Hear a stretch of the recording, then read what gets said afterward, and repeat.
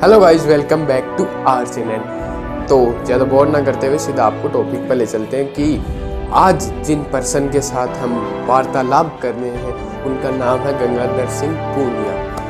तो वो एक एक्स कैप्टन रह चुके हैं और अब वो क्या कर रहे हैं, वो फ्री में लोगों को योगा सिखा रहे हैं। वो पतंजलि इंस्टीट्यूट से जुड़े हुए हैं। तो उनकी लाइफ से बहुत सारी स्टोरीज है, क्योंकि मैं ये समझता हूँ कि जो एक सोल्जर होता है ना, जिसने इतनी सारी वार देख ली है, उसने लगभग अपनी लाइफ देख ली है भाई, लगभग पता नहीं क्या क्या देख लिया है।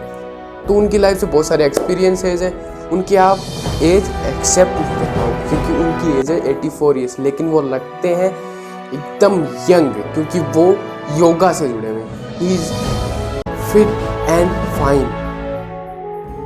तो आज जानिए उनकी स्टोरीज कि क्या है आर्मी और क्या है कुछ। चलिए। पहले तो मैं पूरे झुंझुनू जिले का था सेक्रेटरी पतंजलि का। अब मैं नवलगढ़ तहसील का अध्यक्ष हूँ। मतलब तो ये लॉकडाउन आ गया, there is some problems like this. तो इसलिए मीटिंग तो जैसे 15 अगस्त की थी, करी थी वो, लेकिन वो ऑनलाइन दे देते हैं तो उसका दिन अलग डिफ्रेंशिएट। तो आप अच्छा है, बहुत बढ़िया है।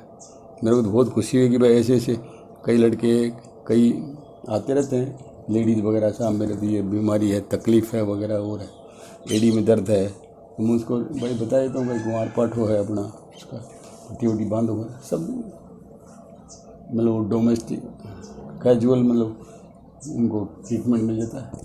करना खुद को पड़ता है, करोगे तो पाओगे, अभी नहीं तो कभी नहीं। पॉजिटिव सोच होना चाहिए आदमी। तो इसलिए तो सर, आपकी कैप्टन बनने की जर्नी कैसे स्टार्ट हुई? आपने कब सोचा कि अब आर्मी में जाते हैं और अपनी लाइफ वहाँ से स्टार्ट करते हैं?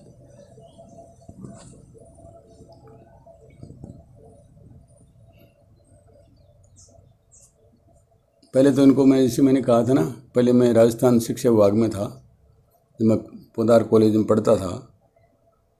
क्योंकि 15 गाँव का मैं ग्रेजुएट, उस टाइम को पढ़ा लिखा आदमी मिलता नहीं था। 1958 की 57 की बात बता रहा हूँ।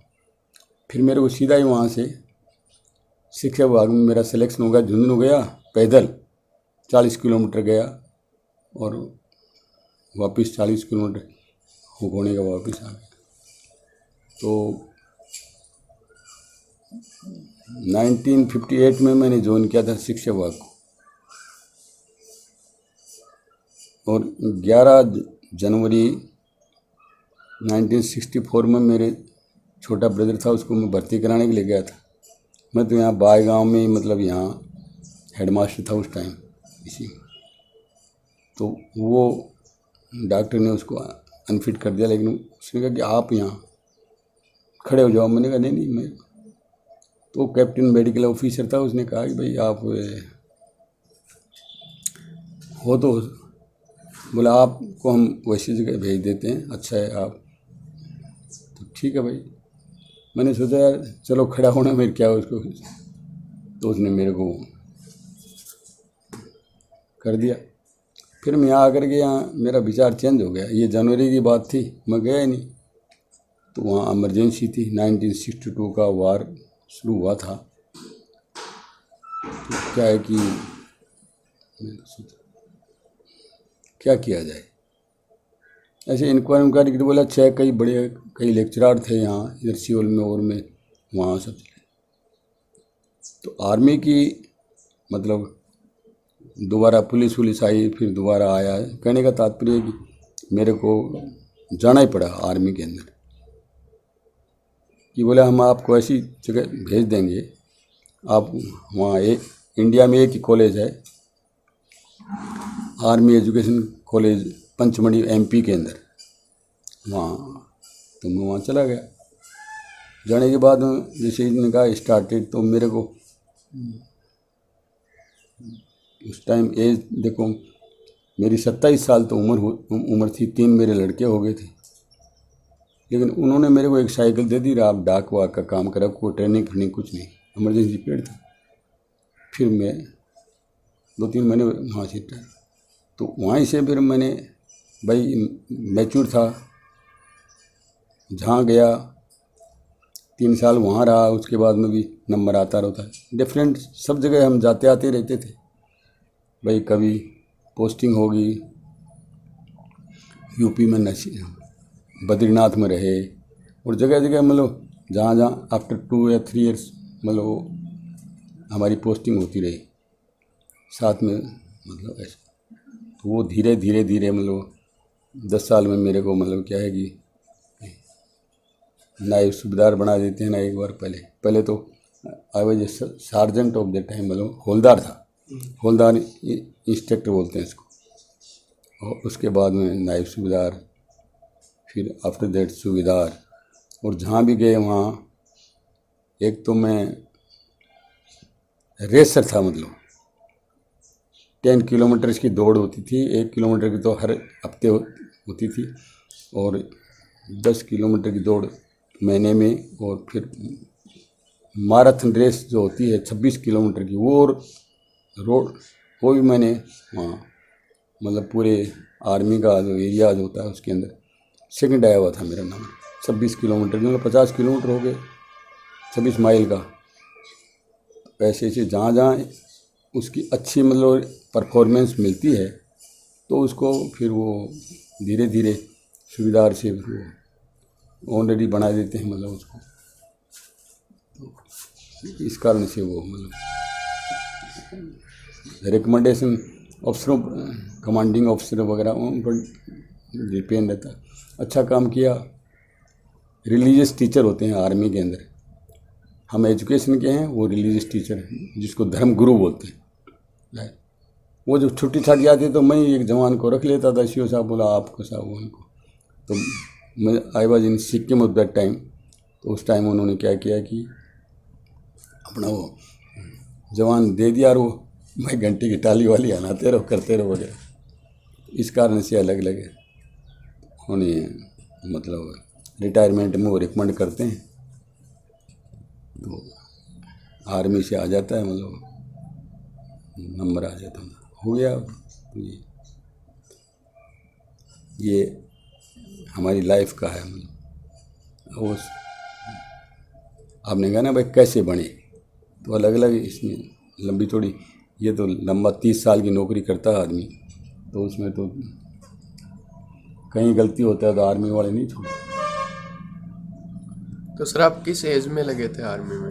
मैं बताया दिया ना बीच में 27 साल। 27 साल। और फिर कितनी साल तक आपने ड्यूटी की? बताऊँ 30 साल तक की। 30 साल तक। और नॉर्मली रिटायर किस एज में होते हैं? 60 साल जो नहीं, अलग अलग है आर्मी में तो क्या है कि अलग अलग स्टेप होती है। एक जवान है नहीं काम, वो 15 साल में भी रिटायर हो जाता है, फिर हौलदार होने पर वो 21 में हो जाता है, फिर जेसी होने में 24-28 में हो जाता है। तो मैं वो मतलब लगभग 30 साल मेरी उस टाइम सर्विस होने को जा रही थी, तो मैं तो पूरी सर्विस करके गया। उसी से मेरे को अचीवमेंट मिला। अपने 2 बेटे मतलब आर्मी में भी फुल कर्नल है, और एक बड़ा एडवोकेट है, उनको हमने ड्यूरिंग सर्विस अच्छी दिलाया। सैनिक स्कूल चित्तौड़गढ़ पढ़ाया, जो एडवोकेट है बड़ा बड़ा। फिर उनको दूसरे को मिलिट्री स्कूल अजमेर में पढ़ाया, वहाँ राजा महाराजाओं के लड़के वगैरह और है, जैसलमेर महाराज, बीकानेर महाराज, अपना ये क्या नाम है जयपुर महाराज, इनके सब बच्चे उसके साथ पढ़ते थे। अब उनका भाग्य अच्छा था, मेहनत करी। अब एक तो रिटायरमेंट हो गया, और एक अब दूसरा ही जिन कश्मीर में है टाइम। तो सर एक ऐसी फीलिंग जो आप आर्मी छोड़ने के बाद मिस करते हो? आर्मी छोड़ने के बाद मिस मतलब आप क्या मिस करते हो आर्मी छोड़ने के बाद? दोबारा मेरा नंबर आया था आर्मी में जाने का, लेकिन मैं गया नहीं, बच्चे बच्चे इनकार हो गए। और मैं मतलब ऐसे ही जो भी है अपनी लोगों से संपर्क रखना, समाज सेवा वगैरह करना वगैरह, और ये अपना दूसरा इसका ये है कि मतलब भाई कोई सर्विस करता है दोबारा, मेरा नंबर तो एजुकेशन में आ गया था, लेकिन वो बोला नहीं भाई आप नहीं जाएँ। फिर वो ऐसे ही ये पतंजलि वाला मामला था ना, ये योग का, तो इसके ऐसे एडवर्टाइजमेंट्स आते रहते हैं, तो इसका फार्म भरा मैंने। तो वहाँ से 2 या तीसरी मैं गया नहीं, 2 बार नंबर आया, तीसरी बार कहा कि आपको रिजेक्ट कर दिया जाएगा। तब मैं 3rd टाइम जब गया तब पतंजलि में 2005 में मैं हरिद्वार चला गया। 15 रोज़ तक वहाँ रहा, होटलों में रहते थे और ये सीख गया।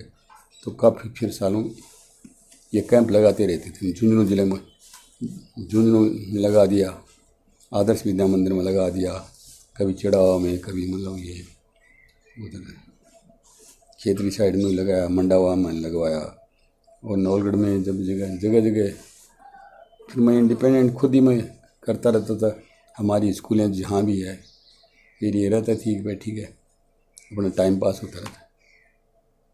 अभी 1 साल से मैं थोड़ा सा अस्वस्थ सा चल रहा हूँ, तो इसलिए थोड़ा कम है। बाकी हाँ, राधा स्वामी सत्संग से जुड़ा हुआ हूँ वैसे मैं। वो हमारी माता जी से मेरे को पढ़ना मिली थी, तो जगह जगह वो सेवा भी मैं करता रहता था।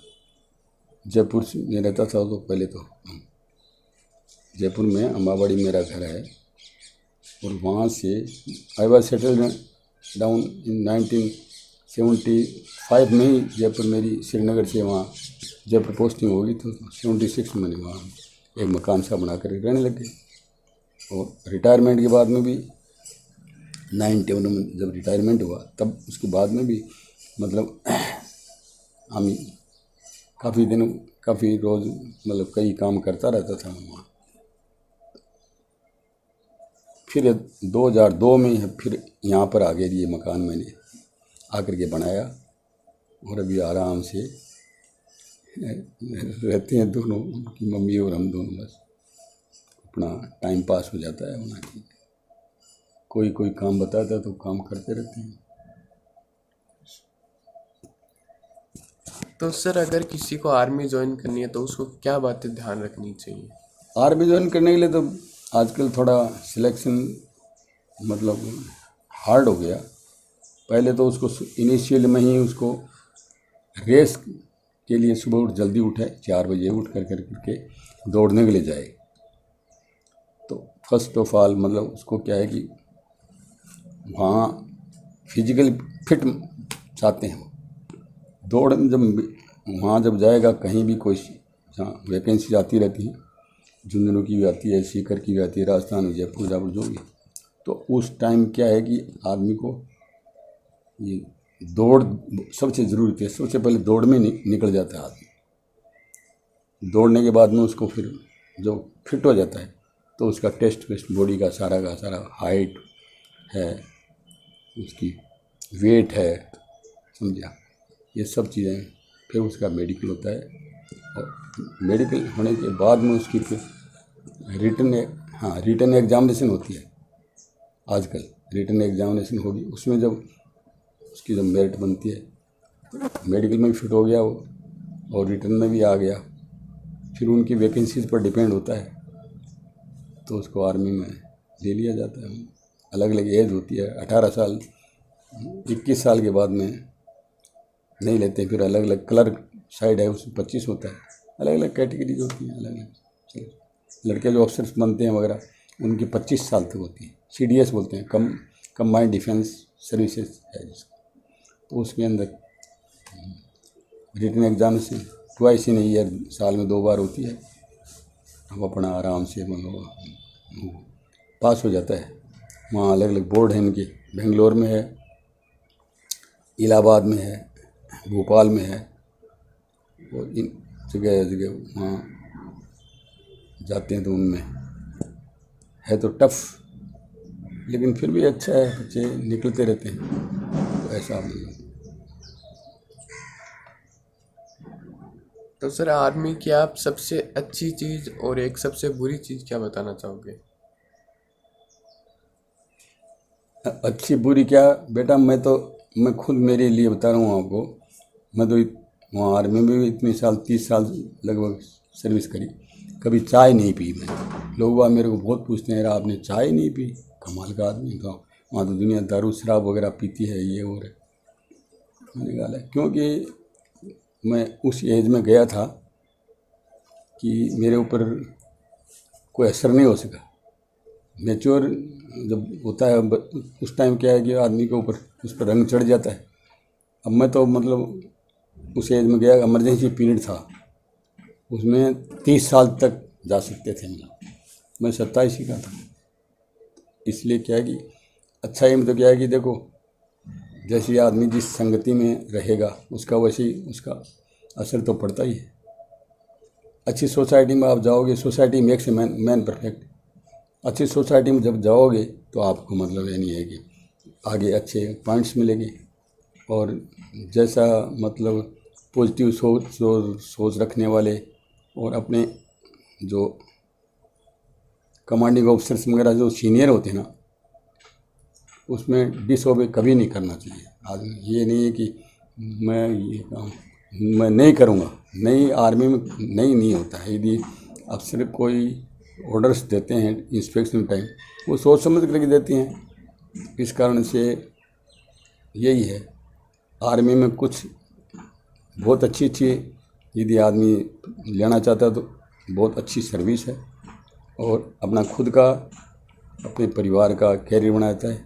आफ्टर दैट अब मेरे को 50,000 50,000 पेंशन मिलती है। मैं क्या काम करता हूँ? कुछ नहीं, अपना आराम से सोए रहो वगैरह। ठीक। बुराई में क्या है कि बुराई में भी यही है कि कई जो बच्चे होते हैं, कई या जो लड़के जो चले जाते हैं ना, तो उनको शराब वराब में पीने में भी मतलब पहले तो आर्मी फ्री सर्विस वो मिलती थी, आजकल उसको शायद पैसा वैसा मिलता है, आई डोंट नो। लेकिन उसमें थोड़ा आदमी को ये नहीं सोचता है कि यार मेरा क्या कैरियर होगा, कैसे क्या होगा। एक है 15 साल सर्विस में उसका कोई प्रमोशन नहीं, एक है 10 साल के बाद में उसको मतलब प्रमोशन कैरियर स्टार्ट हो जाता है। तो आर्मी में तो ये अपना क्या नाम है, मित्तल वो बना, वो जो भाला फेंका इसका, उसको नीरज चोपड़ा जो वर्ल्ड में माला गोल्ड मेडलिस्ट रहा है, वो तो सिंपली एक सिपाही था। तो वहाँ इंडिया में और में एक दो जगह उसको मतलब वो गया और वहाँ नंबर आ गया, मतलब जीत गया, तो उसको डायरेक्ट ही स्टार लगा दिया, जो कि राष्ट्रपति को पावर होती है वैसे उनको रिकमेंड किया, नायब सूबेदार बना दिया। अभी वर्ल्ड गोल्ड मेडलिस्ट जापान, इसमें उसको कर्नल बना दिया। ये चोपड़ा हुआ अब कर्नल बना दिया। तो कई देखता रहता हूँ, कई मतलब उसका भी कई वीडियो फिल्म बने हुए हैं, कई कैसे। तो अच्छाई और बुराई तो देखो बेटा साथ साथ चलती है।